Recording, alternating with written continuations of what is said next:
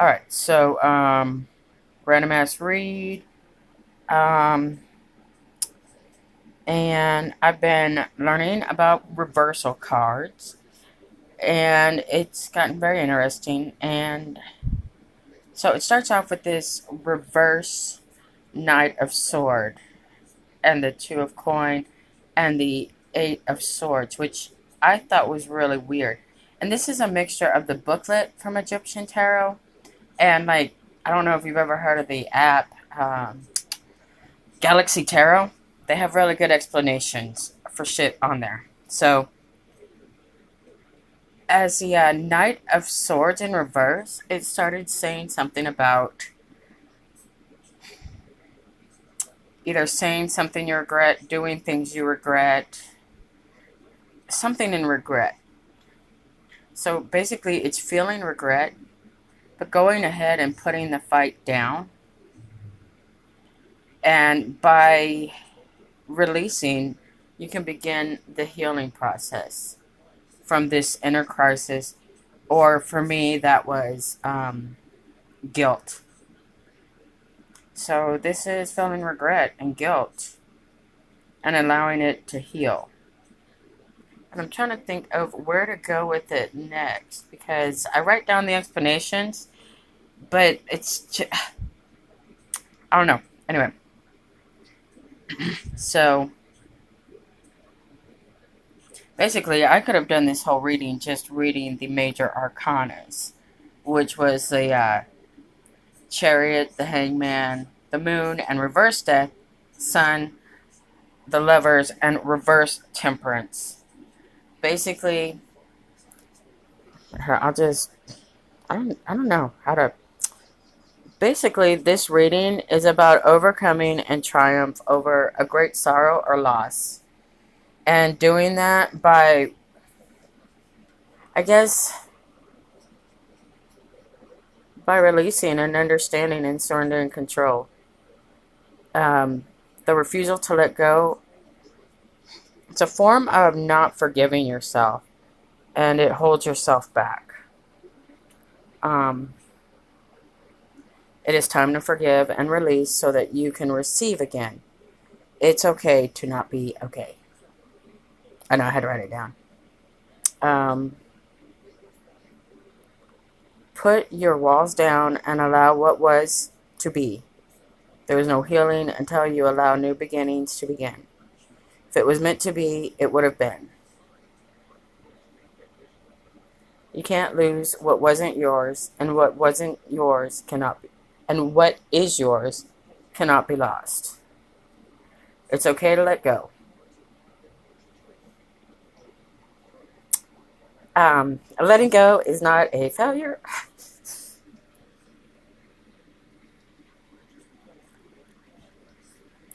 Letting go is not a failure, and it is not abandonment.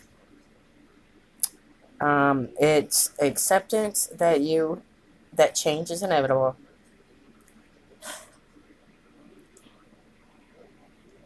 and you did the best you could at the time with what you had to work with and what you knew.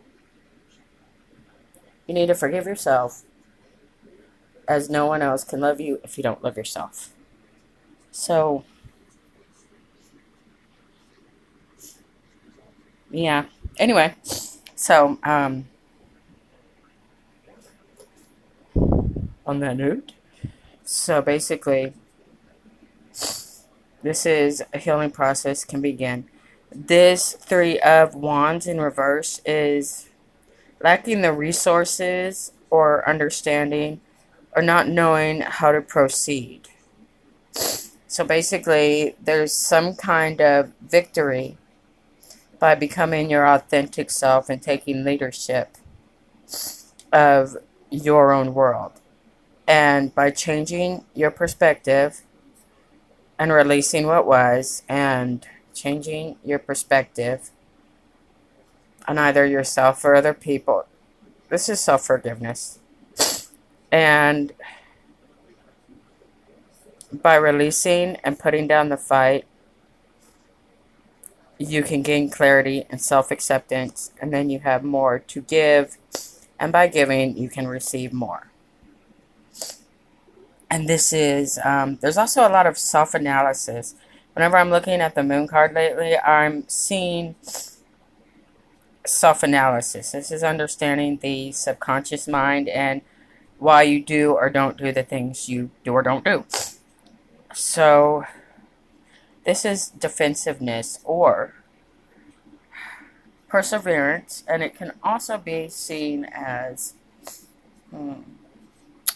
how to word that? A dependence, maybe. Codependence, or a defensive self, or feeling threatened, self-defensiveness. And by understanding and releasing and letting the old die away, and by being impartial about what happened, being objective about whatever difficulties or sadness that happened in past relationship or some kind of interpersonal relationships at all, and letting it go, forgiveness, being objective about it. And this is a golden scarab of, and of course the Nine of Wands. This is healing or protection or receiving healing from divine sources, and it can create abundance in your life. And by being objective and releasing, it puts things in motion for you to receive again. And honestly, allowing yourself to be loved is surprisingly difficult, especially when you feel guilt about things that you may or may not have done in the past. So this is swift movement of events or receiving a message. I think it's receiving messages from above and becoming happy again. And the Queen in reverse, this is a woman who feels misunderstood or alone, or someone who doesn't love herself. And Temperance in reverse, this is being rigid or unforgiving or compartmentalizing the things. It's like where you don't let different parts of your life touch, you know. People from work don't touch people. You know, like you don't want your peas to touch your mashed potatoes on the plate. I don't like that happening in my life. So, let's see, Seven of Coins. This is patience and evaluation. This is also being recompensated or receiving an even exchange. I'm thinking, an even exchange. This is the woman who feels in love, who compartmentalizes and allowing, I don't know, I'm guessing this is disagreements to be smoothed out. And I'm thinking maybe this is just about forgiveness so that you can receive abundance. I mean, by not forgiving others, you're holding yourself back. But at the same time, it's like you feel almost bad for forgiving yourself. But if you don't, it just keeps you locked up in your mind and you don't get the clarity that you deserve. And I guess self-forgiveness and self-analysis is kind of like a gift. And, what else? I mean, I could make this about other people, but I've decided I don't know what other people are doing or who's doing what or who's going where or what happened. I don't know. I don't even care anymore. Doesn't matter. Just, it was a difficult time, and a soul death is very difficult to overcome. But by self-analysis and self-compassion, like if someone else is beating themselves up and you tell them, you know, you're being hard on yourself, but you don't give yourself that same break, so you need to love yourself. And I don't know, this is never as elegant as I wanted it to be, but basically it's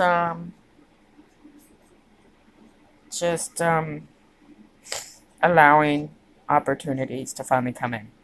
And I guess that's it.